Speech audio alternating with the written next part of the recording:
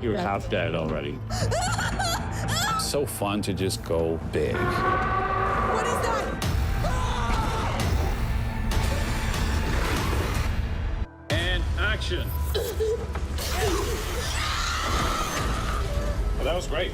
Well, it's that time of year again. Halloween is creeping upon us in the next couple of months, and because of that, there are some scary movies coming our way as well. And cut. That was great. Let's do one more like that.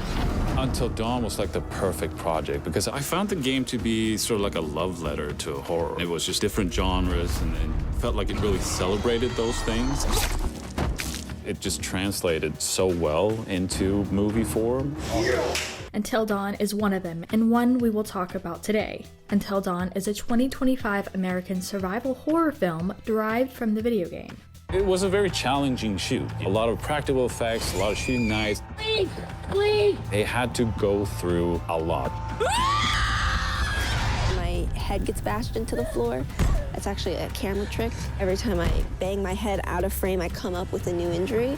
And we had to do that several times to match the cut. You may be wondering if this made it past the box office, but turns out it didn't do too bad. Nothing like a Marvel movie, still it got fans interested in seeing this adaptation. The makeup on this project is incredible. Our special effects makeup team has been killing it with the 𝘧𝘠𝘅𝘍𝑔𝑜s.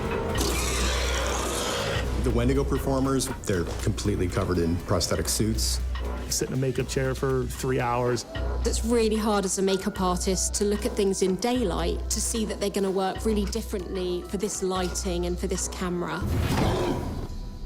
Today we're going to be sharing some behind-the-scenes moments of how they made this film so realistic. We didn't want to create CGI bodies that explode, when you can just cut something together and it's already there. I had to clean blood and guts and God knows what off every ceiling, wall, floor. There was so much blood. But before we get into more of these moments, today's trivia question: what year was the video game Until Dawn released? Leave your guesses in the comments down below and stick around till the end of the video to find out if your answer was correct. David Sandberg is a horror genius. Really close to camera. No, please! Back to one. And that's what I love about David. He really leans into doing things practically. That was worth the wait. I've never seen someone get more excited about blood and gore. Hey! As a horror movie separate from the game, it's a cool enough concept. The film's description is, at the very least, somewhat interesting. In some ways, it actually sounds more like a game than a movie. It is a challenge to shoot all these practical effects, especially with all this blood, because reset times really kill you. And we had to do it at the very end of the schedule because we really ruined that set. It feels real, it feels tactile, and it feels scary. So satisfying. This was one of those times where it was questionable if this film would succeed after the concept came forward. Well, I think the biggest challenge is already a cinematic experience when you're playing the game. So it's how can you give the people the same thrills and push the same story forward, but give them something different at the same time. So that was really, I think, the first challenge that we kind of tackled in writing the script.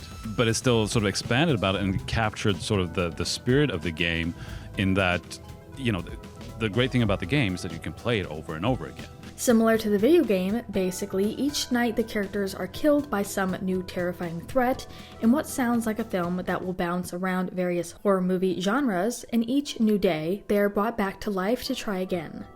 We had a very long casting process. We wanted to find the perfect people for this film. I got this script. I'm here. You have me. And I was really excited about reading something that was like an ode to classic horror. Please, no, please.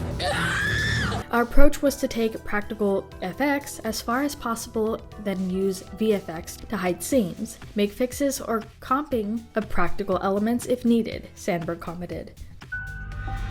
When I got the news that Until Dawn was turned into a movie, I was super excited. Yes. Because that's what I love as an actor, to create memorable characters. You don't survive by sitting still, Miss Clover.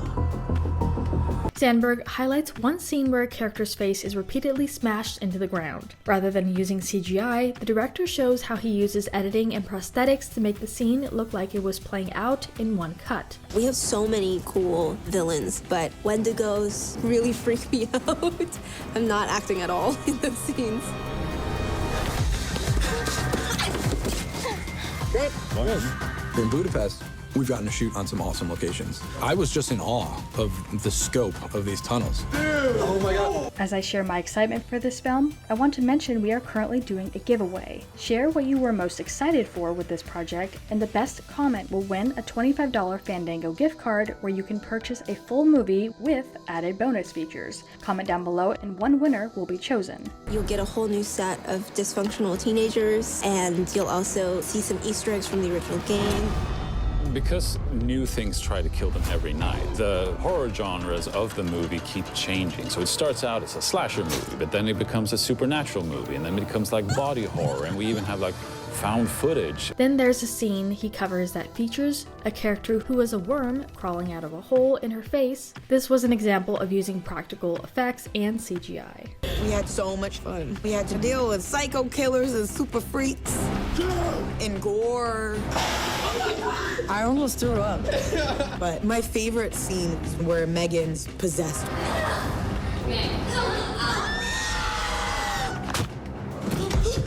It wasn't until January of 2024 that it was decided that they were going to do this live-action adaptation. They had to go through a lot, just like the characters in the movie. They had to crawl through dirt. I am an old school horror guy, and for Until Dawn, I wanted to take practical as far as we could. It really pays off on screen because it feels real, feels tactile. Sandberg and Butler commented on the adaptation's relationship to the original game. Butler noted, it turned out that the remaster was coming out roughly the same time that they were hoping to get this movie together. When I first read the script, all the masks were on the wall, and I wanted to do something different. I wanted them on sticks and to be more present in the room. Our Psycho's porcelain masks are so scary. They really freak me out. Suffer like the rest of this cursed town.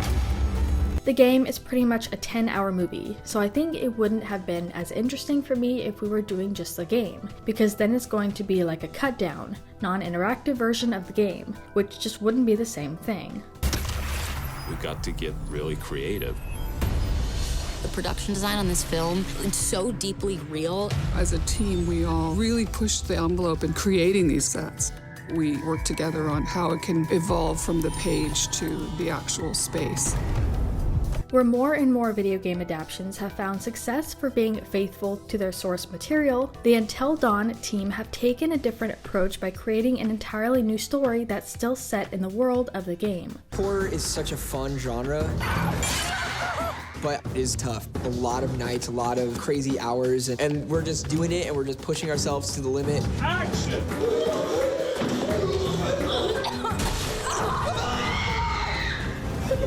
The biggest reason for this change came from Butler, Duberman, and Sandberg's lack of interest in making a direct remake of the game, particularly as they acknowledged to the original team made it incredibly hard to top. And get blood all over them and scream. They were all such troopers, really going for it. It's been so fun and unforgettable. I think there's some kind of cosmic luck here that I've met four of my best friends. And as far as the answer to our trivia question, it was 2015 when the inspired video game was released. It was just incredible. We're on location where there's lots of bonding. I feel like it's a good moment for horror.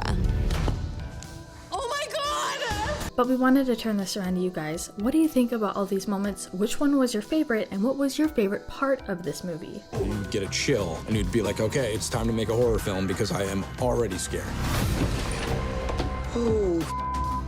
The tunnels are kind of scary. They are stinky, and it was like 34, 35 degrees. It is horrible. So visceral. Just permeates through the air. Let us know what your thoughts are in the comments down below. Make sure you're subscribed with notifications on for more videos just like this. It's so much fun for the actors to have real monsters there. I have no idea how much blood we went through, but it's probably a lot. That's it for today though. We'll see you all next time with a brand new video. Bye guys. It's really, really lucky.